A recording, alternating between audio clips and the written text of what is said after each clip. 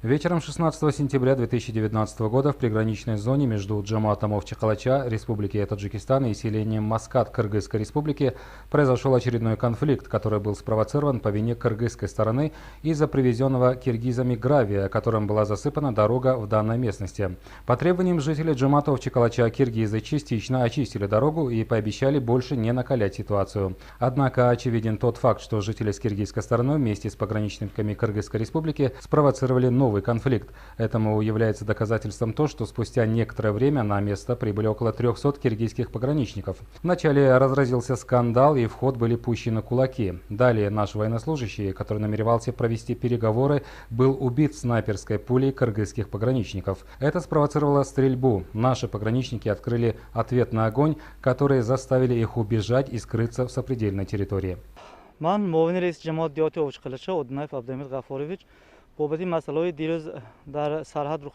Я заместитель председателя сельского джамата Овчи-Калача Одинаев Абдухамид. 16 сентября примерно 18 часов 30 минут со стороны пограничников Кыргызской Республики началась стрельба, и в результате чего погиб один военнослужащий Республики Таджикистан, и пограничниками Таджикистана был открыт ответный огонь. Это продолжалось примерно 1–1,5 часа. Население приграничья было эвакуировано в безопасные места. Сегодня данная ситуация находится под контролем председателя области, руководства Бабаджан-Гафуровского района и соответствующих структур Республики Таджикистан и Кыргызской Республики. И в настоящее время обстановка относительно стабильная. К сожалению, я не владею полной информацией о пострадавших. Могу лишь добавить, что более 5–6 человек из числа пограничников Таджикистана госпитализированы. По поводу стадиона я могу подчеркнуть, что до 2016 года на стадионе занимались футболисты местной федерации футбола. К сожалению, после 2016 года со стороны пограничников и руководства Кыргызской Республики возникли споры о том, что данный стадион якобы расположен на линии границы, и его использование невозможно до завершения демаркации и делимитации границы, так как в 2017, 2018 и 2019 годах на стадионе запрещено проведение спортивных игр со стороны молодежи обеих республик. Согласно протоколам, подписанным между пограничниками Таджикистана и Кыргызстана, также запрещено строительство каких-либо объектов. К сожалению, со стороны граждан и руководства Кыргызской Республики данный протокол нарушается, и в большинстве мест строительство объектов продолжается. Однако в случае начала строительства объектов с нашей стороны пограничники и руководство Киргизии воспрепятствуют этому. Эти действия кыргызской стороны в итоге приводят к таким последствиям. عاقبت انمیخل من کردن ها عاقبت میخل رفتارهای سرحدبان جمهوری قرقیزستان و سرحدبان اهالی راهبریت جمهوری قرقیزستان بود که نتیجه تو همین درجه آمده رسیده است. Ближе к ночи началась эвакуация детей и женщин из приграничного села в безопасные места. Мужчины остались в домах, по их словам, они были готовы защищать каждую пять своей земли. من رئیسی محله خلچه. Я председатель Махали Калача Рустамов Наби. Вчера, то есть 16 сентября 2019 года, примерно 18 часов 30 минут, внезапно послышалась стрельба. Мы узнали, что выстрелы начали внезапно осуществлять киргизы. Стрельба внушала страх. Над нашими домами как бы пролетали ракеты. Поздно вечером мы начали вывозить детей и женщин в безопасные места. Но мы, мужчины, остались, так как мы готовы защищать каждую пять своей земли и днем, и ночью. И мы этого не боимся. Это наша земля, земля Таджикистана. Здесь пролита наша кровь.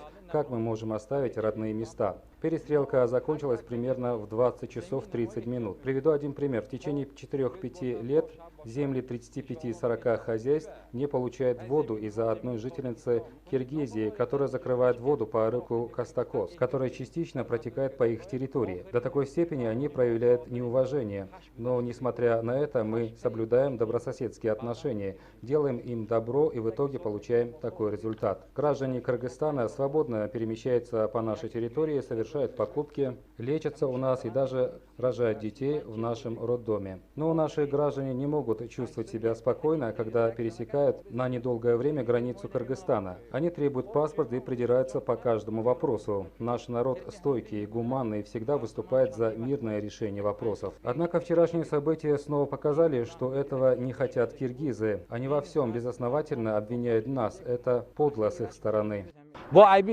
با این قرقیزان ما عیبدار کراسیان یکی آتش خداشون سر کرده یکی ما عیبدار کراسیان دیدید متهمی حکیم گذشته است اواها گذشته است با ما عیبدار کراسیان. Как отметили местные жители, кыргызская сторона также намеревалась построить на территории стадиона местная таджикская школа номер 8 неизвестные объекты. Стадион советских времен был передан данной школе, и в течение нескольких лет им пользовались не только учащиеся школы, но население Джумата, а также проводились совместные дружеские спортивные игры между приграничными и соседними селами. Увидев самовольные действия киргизов, жители села Дусти Джуматов Чикалача выразили свое недовольство и попросили остановить данные действия. Хотя жители данных приграничных с этим Джуматом кыргызских сел свои закупки производили с торговых точек и рынка Джуматов Чикалача и тем самым улучшали свое жизненное положение.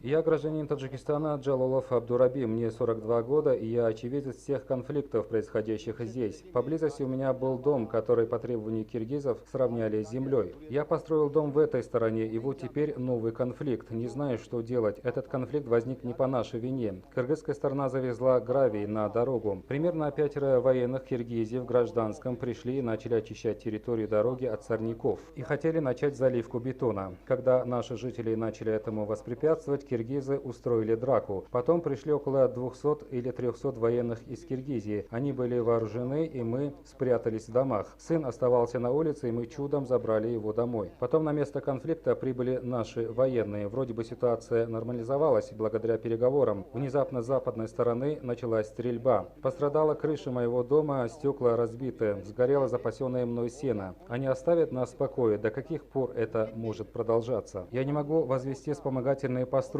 они не разрешают. Если нам не позволено, то почему им можно? Это же, по сути, земля наша, но хозяйничают соседи. Раньше мы до тех снежных гор пасли скот. Сколько я здесь живу, знаю, что киргизы избивают наших граждан, задерживают, отнимают деньги, запрещают здесь находиться.